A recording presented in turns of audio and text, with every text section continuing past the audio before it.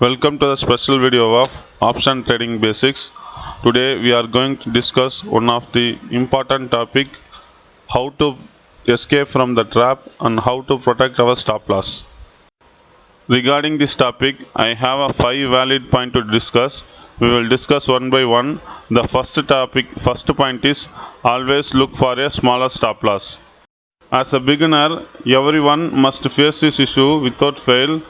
Whenever we keep the stop loss, market came and took our stop loss and then it's moved towards our direction. That means once you see the big red candle like this, you can buy the put option and you can keep the stop loss here. Market reverse at this point and came and take your stop loss and then it moved towards down direction according to your view. As a beginner, everyone has this question, why market came and took my stop loss and it moved towards my direction. After taking my stop loss, market moves towards my direction.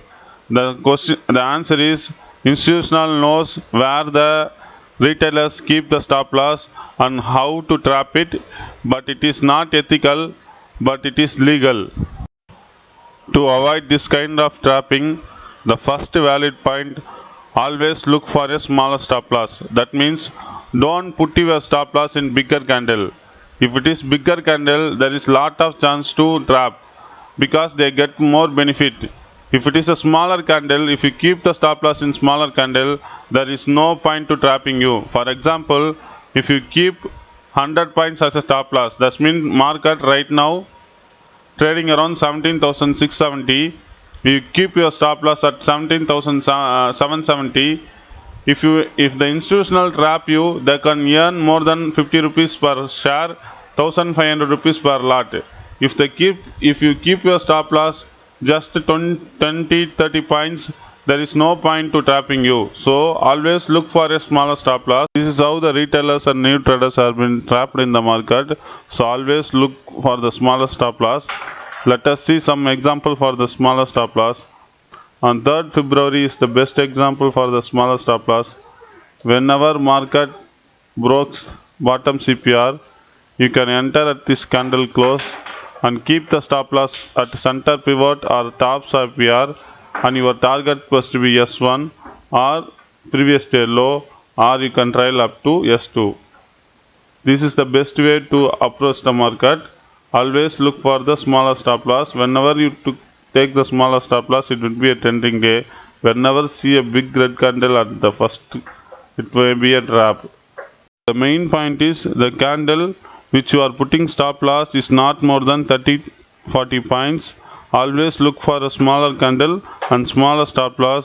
If your stop loss has been taken, you need not to worry. If you put the stop loss in bigger candle, more than 100 points, it will erode your capital. The second point is don't enter in the first candle of the day. If you are a day trader, never enter in the first candle. If the first candle was very big green candle or very big red candle. If it is a big candle, don't enter at the first candle. There is one exemption. If it is a expiry day, don't wait, just enter at the first candle because theta playing the major role. Let us see some example in the chart. On March 30, Nifty fall from 17,450 to 17,380 in just 2 candles. There was nearby 90 point fall. Those who are shorted in this candle and keep the stop loss just above the candle are ended with a huge loss. So never short in the first, never short or buy in the first big red candle or first green candle. Always wait for the confirmation. If the first big red candle and first green candle would be definitely it would be a trap. The third point is always have some protection for your stop loss. That means don't put stop loss blindly in the candle. Always look for a support and resistance. Just keep your stop loss just above or below support and resistance. It will protect your stop loss. Support and resistance won't allow the stop loss to be taken. So always look for the support and resistance and keep the stop loss just above support and resistance. We can see some example in the chart. The fourth point is always keep some additional point. That means don't put your stop loss exactly at support or resistance. That means if you are put the stop loss exactly at 17,024 here, it can taken easily. So always keep 20-30 point buffer. Always keep the stop loss just below or above the support and resistance with the buffer of 20-30 points. Don't put the stop loss exactly at the location. The fifth and final most important point is don't put physical stop loss exit at market price. That means if you are buying a put option here, your stop loss order is your sell order. That means you bought a 17,000 put option, 17,000 call option for 100 rupees.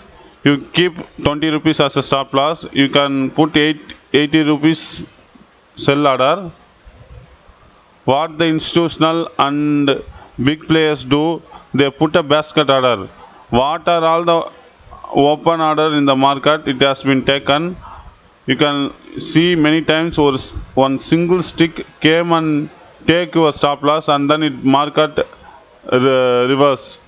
This kind of thing happened for me so many times. So don't put the physical stop loss, just exit at the location. But only thing is you need to watch the market continuously. That means if you buy a 17,000 call option for 100 rupees, you want to put a stop loss 20 rupees as a stop loss. Don't put 80 rupees order for 80 rupees. Just wait and watch the market continuously. Whenever the price came near to 80 rupees, just exit at market price. Don't put physical order, because if institutional place the open order, institutional placed basket order, what are all the open order in the market has been triggered and all the stop loss was taken. So don't put physical stop loss order, just exit at the market price. But main thing is you need to watch the market continuously. If you miss a second, you may end up with huge loss.